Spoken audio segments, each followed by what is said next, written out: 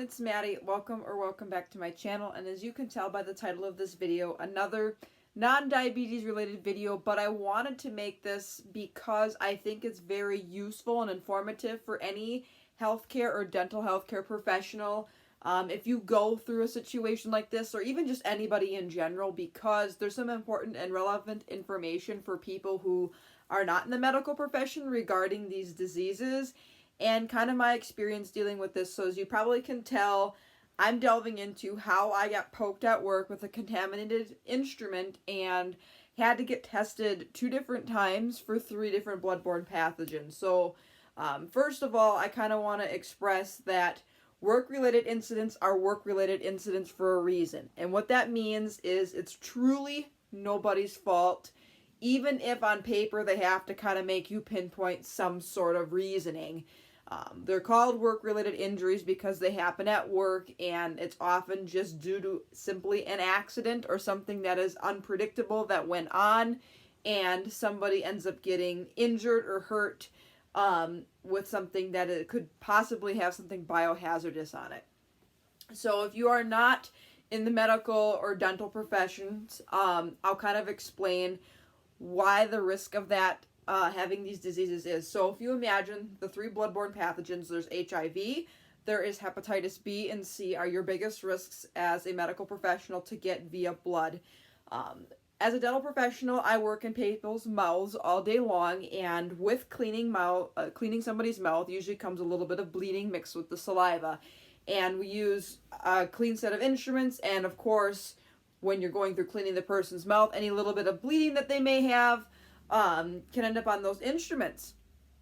And if those instruments end up poking through your skin, that is technically considered a laceration or a bloodborne pathogen disease exposure, a work-related incident, and you have to get tested for diseases. Now, I'll kind of explain what happened with mine and kind of how it happened and how I ended up going through the process here. So, I was at work back in August. I believe the date was August 19th. If I'm not correct, I'll put the date here. And it was right before the lunch hour, and me and another coworker were in the back with all the instruments that are being dirty, getting bagged, things like that. I had a lab jacket on. I had all my PPE or my personal protective equipment on, and all of a sudden she went to reach across something at the same time I was, and she had some contaminated instruments in her hand, and my forearm happened to be in the way, and I got a little tiny surface scratch that caused me to bleed. And because it caused me to bleed, that means that there was a contact into my bloodstream. So I had to report it to work and had to go get tested. I'll show you a picture here. It was a very superficial scratch. I washed it out right away, but she and I had decided, yes, because this has lacerated your skin and had caused bleeding, I would recommend going to the office manager and explaining the situation and going forward from there.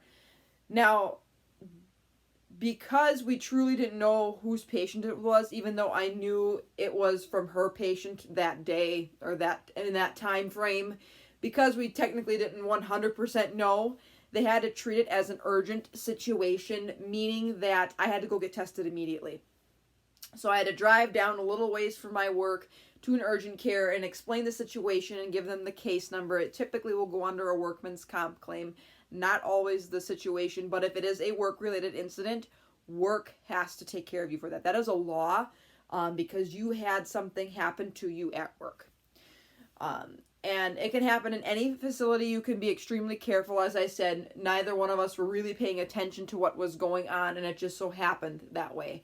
Now, I've had instruments drop on my feet before. I've had close calls where I've actually felt something poke me that was clean, but it wasn't considered a dirty instrument, so you don't have to worry about it. And again, if you don't induce bleeding, you don't have to worry about getting tested because you haven't broke that membrane. You haven't broke the superficial membrane that enters into your bloodstream.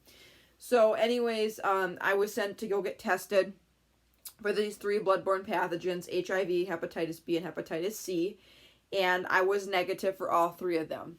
But again, because we didn't have the patient get tested or we didn't know the source of contamination, My doctor had recommended 6 months later, so you're talking now, to get retested for these diseases. Now, I kind of want to share how you feel in that time, because you're kind of in this limbo state where you're like, okay, I feel fine, but sometimes these severe viruses don't show up in your bloodstream for a certain amount of time. Now, according to OSHA and CDC guidelines, waiting 6 months post-exposure and having retested again, and if you are negative, you are clear, because at 99.9% of cases, if you ended up with hepatitis B, hepatitis C, or HIV, you will have it in your bloodstream by the 6-month mark of post-exposure to that person. Now, why do I bring this up? Because these diseases are not something you want to mess with. I have a scratch on my left hand from diabetes. This is not related to work, but I want to emphasize that if you are a dental hygienist, if you are a nurse, a doctor, a dentist, you have any superficial cuts in your hand, keep them clean, cover them up at work. I notice if my gloves, if they poke through, I immediately take them off and put new ones on. I'm constantly checking. I'm very careful of how I'm handling myself. But sometimes no matter how careful you are, these things can happen. And it's just a matter of doing the appropriate things to recognize when the situation needs to be rectified and recognizing when you need to get tested. So if you guys don't know what hepatitis B, C, and HIV is, hepatitis B and C are liver diseases. They kind of chronically inflame your liver, and once you have an exposure, it kind of sits in your body. As a dental professional and as a medical professional, that's probably your biggest risks in general, because hepatitis is probably more commonly passed that way. Those diseases are also passed via sexual intercourse, so via semen or vaginal fluids, as well as breast milk. So in order to get these diseases, you got to have quite a bit of contact via blood, via sexual fluids, and of course, like if you're a woman and you have breast milk, you can pass like hepatitis and HIV to your baby, which it's an interesting thing to think about. But anyways, and then HIV, of course, if you guys don't know what that is the human immunodeficiency virus. And basically what it does, it's a virus that literally destroys your killer T cells and your CD4 cells. It basically drops them down to the point where you have no immune system. And if you're not being treated for HIV, it can actually kill a lot of your immune system cells to where you will go into what we call AIDS, which is acquired immunodeficiency syndrome, where you have so few immune system cells that something such as a simple common cold could probably kill you. So it's not so much the virus itself, it's when your body has the virus inside of you and it's destroying your immune system, then you're not going to have a chance at surviving any disease that comes your way. So I had talked to several doctors in between time, and your biggest warning signs are fevers, general malaise, not recovering from illnesses and stuff like that. That's kind of where you need to worry about, maybe did I have a positive exposure to hepatitis B, C, or HIV? And of course, like going through my head, I'm like, well, what if I'm asymptomatic and I don't know? So, but that's why you get tested again, for your peace of mind. In a good situation, if you are exposed and you know the patient or what they call the source of contamination. Now, we're not trying to tell you as a general person that you are contaminated. What we are saying is an instrument or a object or a something that was used on your body that penetrated into your bloodstream or into your membranes that may have your blood on it, accidentally got into somebody else's bloodstream. And for the peace of mind of the healthcare worker, we're going to offer you free testing. That can happen in some situations. If you would ever get a call like that, if you're a patient at a dental office or a medical office, please get tested to give the healthcare professional a peace of mind. Because if you don't, that person, even though we know who you are, will have to get tested 6 months later to confirm the negative result. Because say heaven forbid, I was with my mother, and obviously no, my mother doesn't have anything, but say something that was in my mother's mouth. I was cleaning her mouth. I got poked by her instrument that was dirty in her mouth. If she were to go get tested and she was negative for those diseases and I was negative, then the case is closed, because you know that nothing got transferred. So if the source of contamination does not get transferred, the healthcare professional or provider has to get tested twice. Very minimally. Now, it may be more if the doctor thinks it's more is necessary in between time, but it's usually once at exposure and once 6 months post to clear you from any disease potentiality that you may have. If you do have HIV, at least in my state, I don't know if it's nationwide, but it is reportable to the health department if you do test positive for that. And actually, I'll show you my results from the initial screening that I had done, and then, of course, my second one. Now, I was kind of panicking when I had my second round done because I had my hepatitis results come back in immediately, and I was negative, but it took like 3 or 4 days to get my HIV results. And the only reason I can think of is maybe there was a delay in testing, or they did a non-rapid test with HIV. I got my results immediately that night when I initially got poked, but maybe because it was more of an urgent situation that they were able to give me my results more immediately versus this is just kind of a 6-month follow-up to make sure nothing is still there. But I ended up getting those results as well, and I'm negative. And I also didn't know going into this that there's 2 different types of HIV. There's HIV-1 and HIV-2. Apparently, HIV-1 is like the one that's common in the U.S., but then there's another strain out in South Africa somewhere that's called HIV-2. So they tested me for both. I was negative. And what they're looking for in your blood is if you react to the testing that your blood is put into, you have like a reagent and you have your blood. If your blood and the reagent react and make and show presence of antigens or antibodies, that means your body has the virus inside of you and your body is trying to fight it off. So if you react, you are positive. If you are non-reactive, it means you were negative or you've never ever had the exposure inside of your body. I truly wasn't worried about any of the hepatitis ones because I'm vaccinated for hepatitis B. And hepatitis C, it's kind of one of those that it isn't as common unless you've had a previous hepatitis variant. It's kind of a secondary infection. So let's say, I think it's hepatitis B. If you get that one, you are at risk for hepatitis C. Don't quote me on it. It's been a long time since I've taken micro. Same with hepatitis A. I'm vaccinated for that one. There is no vaccine for Hep C, but there is a treatment for it that is like 90% effective. So going forward with the hepatitises, if I would have tested positive, it would have been, number one, extremely rare, but number two, the treatments for it are super good. Even with HIV now, they have a lot of different treatments. Not like I want HIV because that's something that you got to sit with for the rest of your life, but knowing that there's treatments out there to stop it was great. And you have to get a lot of exposure to get these viruses, meaning you have to have a lot of blood-to-blood contact, a lot of sexual contact, or a lot of, if you're a woman and you're unaware, having breast milk to baby, that you can literally pass HIV to your baby. Now, I think the standards in the United States are testing mothers during pregnancy for HIV, of course, and hepatitis so that they don't pass that to their baby.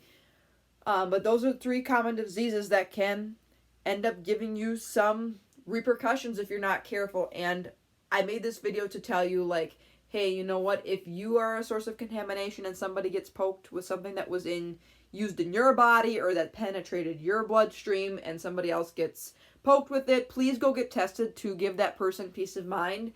And if this ever happens to you, know it's a very rare situation that you would actually end up with something positive, especially if you're vaccinated against at least hepatitis B, like I was as a baby. That's like a 3-round series that is pretty much given immediately. The first shot is given immediately after a baby is born, within the first 24 hours that is given.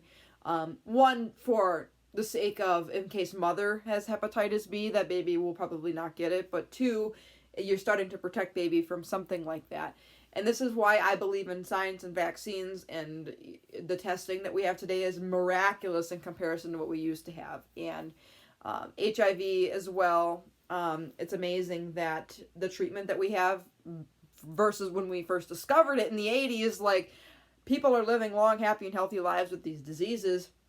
Not that it's something I would have wanted, but knowing that doing the right thing makes living your life easier, it gives me peace of mind. And I have so much peace of mind, and I'm so thankful that I don't have these diseases. It is a scary situation, but I wanted to explain this to you because in case you ever go through it, you know kind of what to expect. Now, a lot does go through your mind. You're kind of sitting there thinking, like, oh, what if I do have something? And I was kind of like, I had a few head colds this past fall, and I'm kind of sitting thinking, like, oh, is this a sign of hepatitis or HIV? Or, you know, am I really, you know, in a panic, things like that. And the reason why you got to get tested as well is because some patients are not honest on their medical histories. You cannot deny a patient treatment because they have a hepatitis virus or an HIV virus. But I kind of have to say it this way. As a healthcare provider, you kind of have to take standard precautions, and I treat all my patients as if they have that disease.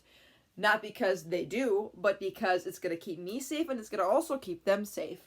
Heaven forbid I get cut at work and it gets into their mouth or into their bloodstream. They would, that's a rare thing. It's usually from patient to provider. But if it was in my situation and something happened where my blood ended up in somebody else's body, I would go get tested, even though I personally know that, like, hey, you know, I'm negative. I would go get tested to give that patient or that person a peace of mind that, you know, hey, you didn't get anything from me and you are clear. I have worked with at least 3 patients that I can think of off of the top of my head that have had hepatitis as a positive response on their medical history. I don't treat them any less of a person, nor would I treat anybody with HIV as any less of a person. They are still a human being that deserves to have medical and or dental treatment. So if you keep it in the back of your mind that, like, standard precaution is necessary, and that you wear your proper PPE, and that you treat everybody as if they have a disease like that, you're going to keep yourself safe and you're going to keep your patient safe.